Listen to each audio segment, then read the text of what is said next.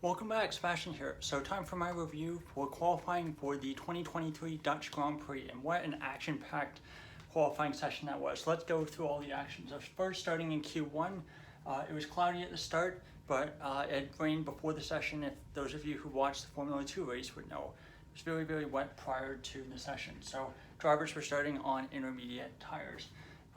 Lots of mistakes early on as well.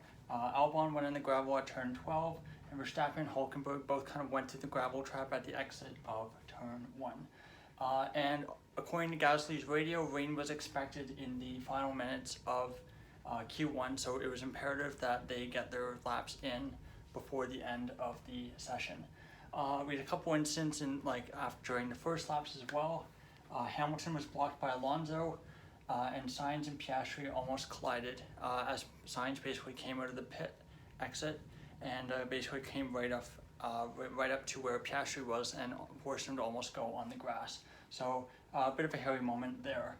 Lawson, so after the first runs, it was pretty tight. The second runs, not a whole lot of incidents going on, but the 5 drivers who were out of the session were Lawson, Bottas, Magnussen, Ocon, and Zhou.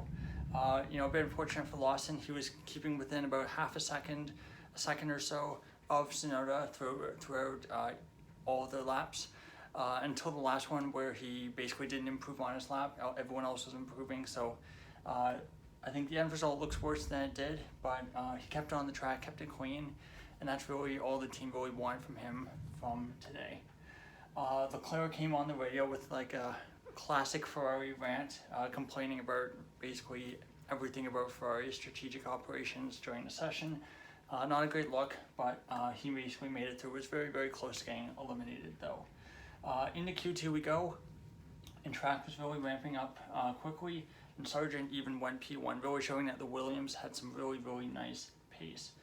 Halfway through the session, Sainz, Hamilton, Gasly, Hulkenberg, and Russell were your bottom 5. So both Mercedes as well as a Ferrari in the bottom 5, which was a bit unexpected. Not a whole lot of incidents in the session, but your 5 drivers who were out were Hulkenberg, Tsunoda, Hamilton, Gasly, and Stroll, who was pipped right at the end by Sargent. So good for Sargent getting into Q3. I believe first time. He may have gone in before one other race, but nonetheless a rare Q3 appearance for Sargent. So into Q3 we go, and at the start, the sun had come out and the track was really starting to dry up. So we had a real mix of soft tires and intermediate tires for the start. Piastri and the Red Bulls both opted for the intermediate tires, but it turned out to be the wrong call. Piastri pitted for softs after basically one outlap, and the Red Bulls followed as well. Albon was setting purple sectors as well, so a lot of excitement around Williams potentially getting a really good result in qualifying. And after they set their first runs, and at this point there's only about 5 or 6 drivers had set a lap, they were P1 and P2, so it's looking absolutely spectacular for Williams. However, big shunt for Sargent at turn 3. It looks like he basically just got it a bit on one of the wet patches, just spun the car around, lost control, and ended up going into the barrier. Damaged the barrier, not a ton of damage to the car. Probably suspension will have to get changed. Hopefully, if Williams are lucky, no damage to the chassis or to the tub. But yeah, the barrier was pretty damaged, so they had to go and fix that, which took quite a while. And when we came back out after a pretty lengthy delay, I thought it was still pretty unclear who would be on top. Verstappen at this point hadn't really been on top of the other sessions as frequently as he has been in past races, and Albon was going fastest, Norris was going fastest, Russell at points was looking really good as well, so it was really, really unclear who was going to come out on top.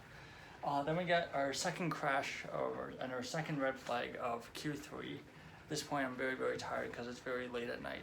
My time, just a bit of a clumsy crash, just went a little bit wide at turn 9. I guess probably understeered, probably got on a bit of a wet patch, went on the grass and just lost control and went into the barrier. A bit of a heavy crash there. They're going to have to check that car to make sure there's nothing wrong with it. They of course don't want a repeat of Monaco 2021 there. So let's see, another red flag, a bit of a clumsy error there, like I said. Then we get to the final laps. There's only like 4 minutes or so left, so everyone only had a single lap to do. Verstappen, I thought, interestingly, opted to cross the line first. So usually he'll be one of the last drivers to go through, but because he hadn't really had a lap on the board yet, learning from Miami, they decided to go first because I guess they figured they had enough pace in hand. Goes top, takes pole position, absolutely fantastic pole position, takes it by 0.58 seconds. I believe he out-qualified Perez by 1.3 seconds as well, so absolutely dominant by Verstappen, kind of showing up out of nowhere, really setting a lap when it counts in Q3. So taking a look at tomorrow's grid, there's the potential for some penalties for impeding and other stuff tomorrow, but we'll just provisionally go over the grid. So number one, P1 Verstappen, P2 Norris, pretty good result for him. P3 Russell, also really good for him. P4 Albon, so it falls down a couple spots, but still absolutely amazing result. Definitely his best result at Williams, and I believe it ties his best qualifying performance in F1. I don't think he ever qualified in the top 3. I do believe he qualified top P4 a couple times in the Red Bull in 2019, 2020. P5 Alonso looking good. I know he was setting purple sectors before Leclerc's red flag, but given the times improved so much after that, I don't think it would have been good enough to keep that position. P6 Sainz, P7 Perez, a bit disappointing. P8 Piastri, P9 Leclerc, again disappointing for him. 10 Sargent, I think he'll be a bit disappointed with that, seeing that Albon got 4th. I don't know where he could have ended up, but definitely if he kept it on track, he should have been able to keep it ahead of Leclerc. 11 Stroll, 12 Gasly, 13 Hamilton, 14 Tsunoda, 15 Hulkenberg, 16 Show, 17th Ocon, 18th Magnussen, 19th Bottas, and 20th Liam Lawson, of course, on his F1 debut. I do know there was the incident in, I believe, this incident here between Alonso and Hamilton. They said no further review at the start of Q2, which I think is a bit fair given that there was cars ahead of Alonso, so couldn't really get out of the way or go any faster, and I believe he was starting a fast lap, so he was entitled to being on that line as he was basically accelerating to start that new lap. And I think the example I give, it's a bit of a different situation, but the example I give is Mazepin in Spain 2021.